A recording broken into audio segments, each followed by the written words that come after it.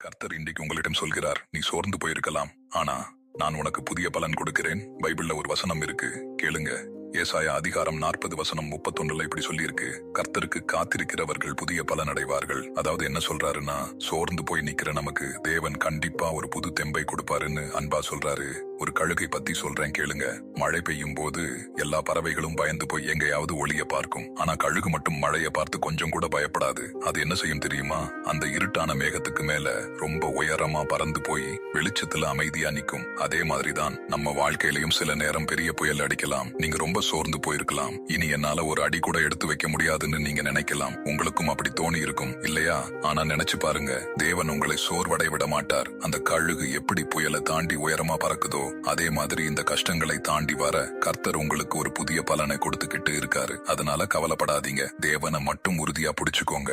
இந்த வசனம் உங்கள் மனதை தொட்டிருந்தா, இது யாருக்காவது உதவும் என்று நினைத்தா அவர்களுடன் ஷேர் பண்ணுங்க. காமெண்டில் ஆமேன் சொல்லுங்க. கர்த்தர் தாமே உங்களை ஆசீர்வதிப்பாராக. ஆமேன்.